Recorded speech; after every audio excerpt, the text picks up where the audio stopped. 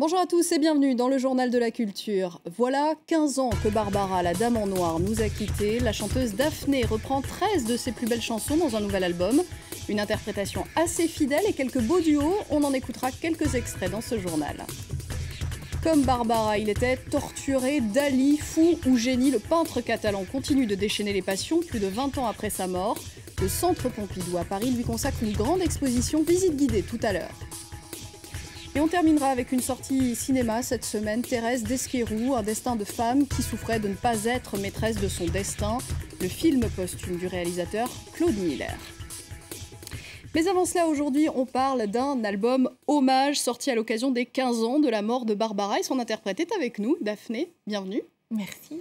Alors, 13 chansons de Barbara, c'est le titre de votre album et il dit tout de votre fidélité à l'interprète original de ces chansons. Ce sont des chansons de Barbara, vous ne cherchez pas à vous les approprier, à les transformer? J'ai pas du tout eu envie de les déstructurer, ni mélodiquement, ni au niveau du texte.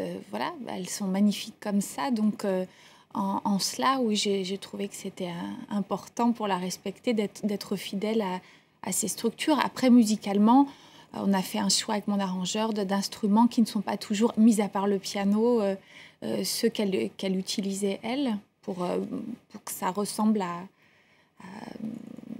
à l'esprit de Barbara. Oui. Et puis aussi à moi, aux instruments dont j'ai l'habitude, comme le célesta, par exemple, l'orgue de verre, la harpe. Des instrumentalisations donc beaucoup plus modernes. Mais si vous avez une voix grave, douce, qui se prête un peu au répertoire de Barbara, vous ne reprenez pas son interprétation parfois un peu affectée, un peu très habitée. C'était votre interprétation d'être beaucoup plus en retrait par rapport à ce texte? Je pense que ça vient tout simplement de ma voix qui est moins comme ça. Je pense qu'elle aurait chanté n'importe quoi. D'ailleurs, quand elle chantait n'importe quoi d'autre que ses textes, quand elle chantait Brassens ou Brel, elle avait la même voix. C'est pas parce qu'on chante Barbara ou quelqu'un d'autre qu'on va avoir une voix différente. Et puis je voulais que ça soit simple, qu'il y ait une simplicité dans cet hommage. Alors, sur cet album, il y a 3 duos avec des hommes uniquement. Dominica, oui. Jean-Louis Aubert et puis Benjamin Biolay pour Dis quand reviendras-tu. On va en écouter un extrait, on en parle après. Mais quand reviendras-tu? Dis, au moins le sais-tu que tout le temps qui passe ne se rattrape guère, que tout le temps perdu ne se rattrape plus. Alors, Daphné, qu'est-ce qu'il vous apporte ces duos avec des hommes dans l'univers très féminin de Barbara? Des choses différentes, puisque ce sont évidemment des tempéraments différents, mais en même temps une tendresse, une féminité finalement, parce que ce sont des hommes qui ont énormément de douceur. Ces 3 hommes-là, Jean-Louis Aubert, Dominica et Benjamin Biolay. Et puis je les ai invités pour des raisons différentes. Jean-Louis Aubert, je ne le connaissais pas, mais je savais qu'il avait travaillé avec Barbara. J'aimais sa voix évidemment. Et Dominica, on s'est rencontrés plusieurs fois et c'est quelqu'un dont j'adore le travail et la voix, mais en plus de ça, c'est un homme délicieux dans la vie, donc j'étais pas du tout déçue en le rencontrant. Et on s'était dit plusieurs fois qu'on aimerait chanter ensemble. Quant à Benjamin, je le connais lui davantage, puisque c'est grâce à lui que j'ai signé il y a des années avec ma première maison de disques. Et on a déjà chanté ensemble et je savais qu'il adorait cette chanson. Et j'avais envie aussi qu'elle soit un duo, parce que ce n'est pas un duo initialement.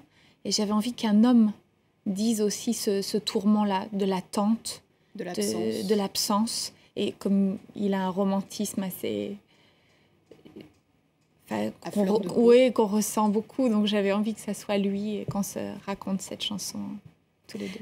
Alors vous aviez donné une autre interview il y a 10 ans, il y a 5 ans, à l'occasion de l'anniversaire des 10 ans de la mort de Barbara. Et vous disiez à l'époque que vous ne vous voyiez pas interpréter Barbara. Depuis, on vous a soufflé l'idée de cette reprise. Expliquez-nous comment vous avez changé d'avis. C'est vrai qu'on m'avait posé la question, parce que beaucoup de gens me disaient ça serait bien si tu la chantais. Et Non, je ne m'imaginais pas le faire. Et puis là, cette année, mais il y a quelques mois maintenant, c'est Thierry Lecamp d'Europe 1 qui m'a proposé de le faire sur scène. Et il m'a convaincue, en fait. Il a réussi à me convaincre. Et puis en préparant tout ça, en me plongeant dans son œuvre, qui est vraiment grandiose en termes de nombre de chansons et aussi en qualité, évidemment.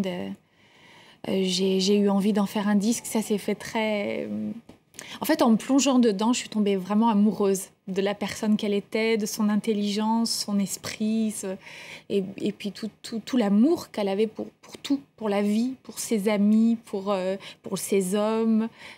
Toute cette passion, ça m'a vraiment beaucoup guidée, là. On va écouter un de ces extraits d'un live donc, qui vous a conduit à faire cet album. Vos cris me dérangent, je rêve. Oh, dites-le-moi doucement, murmurez-le-moi simplement. Je vous écouterai bien mieux, sans doute. Si vous parlez du bout des lèvres, j'entends très bien du bout du cœur. Et je peux continuer mon rêve.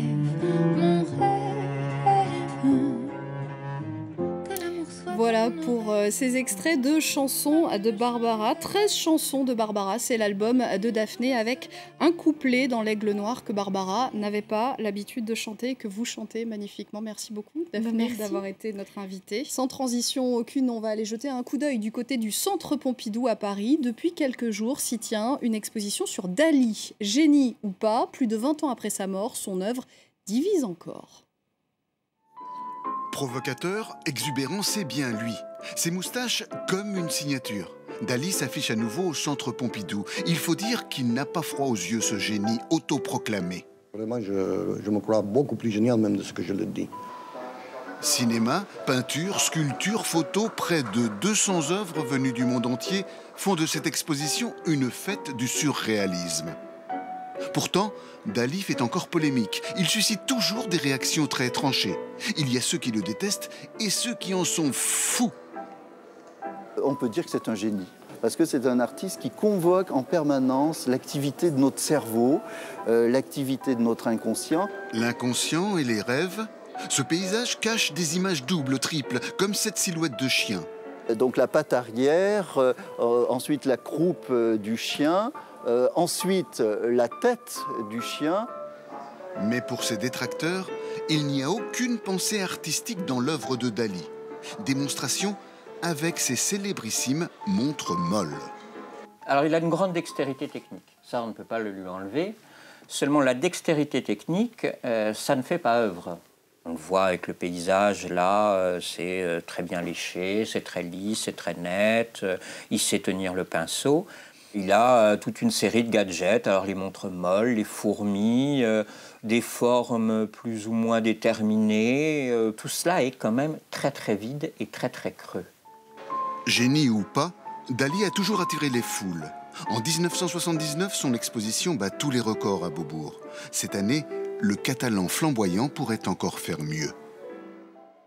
Sortie en salle en France ce mercredi, Thérèse d'Esquerou, film posthume du réalisateur Claude Miller sur ce destin de femme du début du XXe siècle, prisonnière des convenances, mariée sans amour et qui, pour un peu de liberté, va tenter d'assassiner son mari. Il a eu un vrai coup de cœur pour elle. Audrey Tautou est la Thérèse d'Esquerou de Claude Miller. L'héroïne des années 20 du roman de François Mauriac, jeune femme indépendante avant l'heure. La Thérèse qui était fière d'épouser un d'Esquerou, c'était moi. 4500 hectares de pain quand nous serons mariés. Un mariage arrangé pour réunir des terres. Lui est amoureux, Thérèse, elle, a soif de liberté. Il y a tant d'idées dans cette jolie tête. À vous de les détruire. Mais Thérèse d'Esquerou, c'est aussi ce grand moment d'émotion au dernier festival de Cannes. Claude Miller venait de mourir quelques semaines auparavant. Annie Miller, sa femme, et leur fils Nathan étaient là, à sa place, entourés par les acteurs. Le cinéaste a su le jour de sa mort que son film serait projeté à Cannes. C'était le matin. Il est parti la nuit de ce matin-là et il a su qu'il venait à Cannes et je sais qu'il a lâché prise après l'avoir su. Annie et Claude Miller, complices depuis l'enfance. Elle a produit ses films, il l'a consulté jusqu'au choix des acteurs. C'est vrai qu'il me demandait son avis sur le casting, et sur Gilles Lelouch notamment. Et il a flashé sur lui. Et je pensais que c'était une très bonne idée. À quoi penses-tu? Je pense que je le connais moi aussi, avec mon mari, ce bonheur. On est bien tous les deux. Gilles Lelouch dans le rôle du mari que Thérèse tente d'empoisonner, prête à tout pour échapper au carcan des convenances. C'est un film sur la liberté de la femme. À une certaine époque, mais je pense que c'est encore valable maintenant. Même en France, et je pense que c'est un film universel. Je voulais pas jouer un personnage, mimer des gestes. Un hymne à la liberté et des personnages qui intriguent et séduisent à la fois. On se quitte avec cette plongée dans l'intimité d'une femme libre, Frida Kahlo, peintre reconnue mais aussi icône de la mode. Ses vêtements sont exposés pour la première fois depuis un demi-siècle à Mexico. Des vêtements pour se montrer aussi bien que pour cacher. Frida Kahlo utilisait en effet blouse brodée et longue jupe pour dissimuler les corsets qui maintenaient son dos malade et ses jambes déformées par la poliomyélite.